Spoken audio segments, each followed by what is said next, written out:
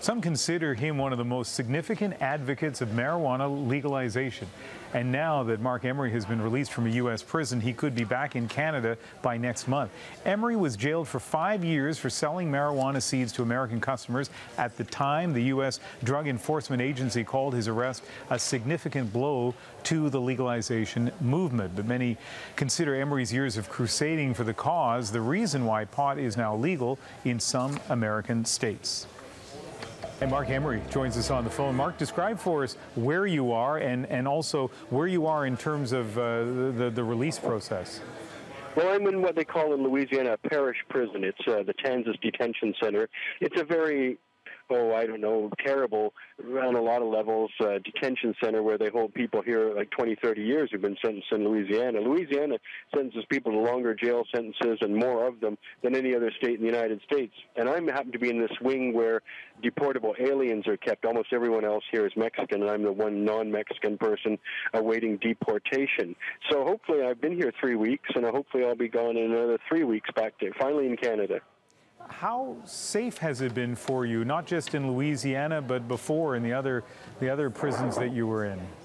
Well, I've seen everything now. I've been in 6 different kinds of prisons in 6 states. I was at a detention center in Seattle, SeaTac, and then I was in a holdover facility, a massive dorm in Nevada, and then I was at the hub in Oklahoma on a couple of occasions. I was at an immigrant prison where just foreigners were kept in Georgia, and then I was at 3.5 years at the medium security federal prison in Yazoo City, where I spent most of my time, and now I'm in Louisiana in a detention center. So I will say this: you can adapt to anything. You know, you have to make the best of whatever you've got.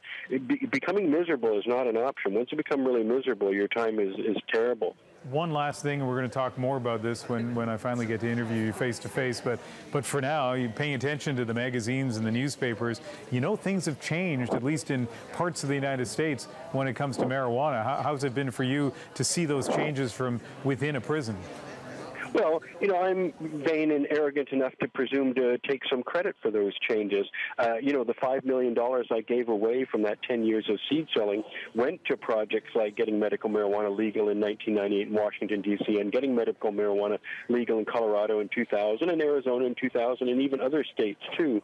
My money went to all these projects that are now bearing fruition. So I'm really happy. I'm delighted to see legal marijuana in Washington and Colorado. And Oregon and Alaska will be adding to those numbers this November, and I have every expectation that Vancouver is a changed place compared to when I left it. I understand there's 35 dispensaries there now, and different kinds of lounges and all sorts of different kind of cannabis culture, you know, evidence. And so these are all good things. I'm delighted to see it. It's rich in irony, of course, that my prosecutor, John McKay, who prosecuted me in 2005 and swore out the indictment and all that, in fact wrote the legislation for Washington State's legalization. So, you know, I appreciate the fact that many of my adversaries have now become converts to legalization. Oh, you're about to re-enter a much different world. We'll talk to you when you're back outside. Marc, thank you.